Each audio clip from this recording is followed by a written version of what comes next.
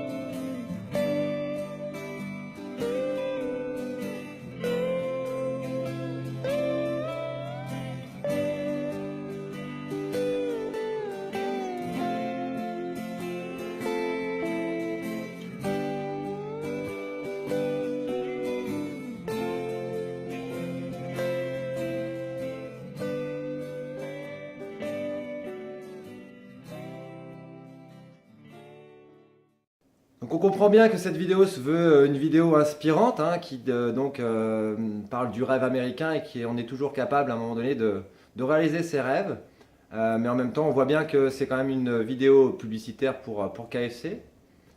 Maintenant je vais vous proposer de visionner cette vidéo d'une façon un petit peu différente et de trouver du coup dans cette vidéo des points d'appui pour notre quotidien et trouver des solutions à ce qu'on peut vivre. Leçon numéro 1. Perdre son père ou quelqu'un de proche est une épreuve difficile. Cet enfant est déjà seul au cimetière, avec simplement son doudou. Il est donc nécessaire que cet enfant soit accompagné et pris en charge pour vivre au mieux ce traumatisme. Leçon numéro 2. L'échec scolaire. Dans cette situation, un accompagnement éducatif et une réflexion sur l'orientation professionnelle de ce jeune adolescent de 15 ans seraient des plus constructives. Leçon numéro 3. 4 emplois en 2 ans. Nous avons affaire à un adolescent volontaire et travailleur. Malgré tout, il y a une certaine instabilité professionnelle. La solution serait donc de prendre conseil auprès d'un organisme compétent, tel la mission locale, ou le pôle emploi, ou ses parents, ou des amis, enfin bon, quelqu'un d'autre que lui-même. Leçon numéro 4. Mariage à 18 ans, enfant à 19 ans, séparation à 20 ans. Leçon assez simple, c'est prendre le temps de se construire avant de construire ce qui m'entoure. Sinon, je risque de faire vivre à mon enfant ce que j'ai moi-même vécu, l'abandon du père.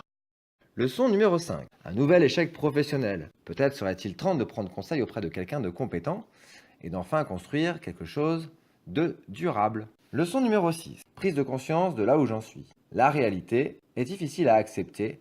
Le soutien est encore une fois absent. Je n'ai donc plus de raison de vivre. Leçon numéro 7. Leçon numéro 7. Face à la mort, le mental est en mode survie, comme il a pu l'être auparavant, et permet de sortir d'une situation sans issue apparente. Le mental va alors générer une idée qui permettra la survie. Leçon numéro 8. 87 $ les 5 morceaux de poulet, ça doit être du bon poulet. Leçon numéro 9. Au Kentucky, on aime le poulet.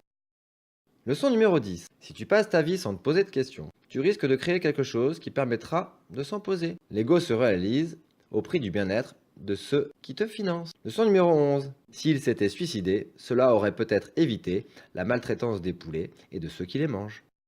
Leçon numéro 12. Sur la santé des autres, tu peux faire fortune. Après, il faut juste être capable de l'assumer.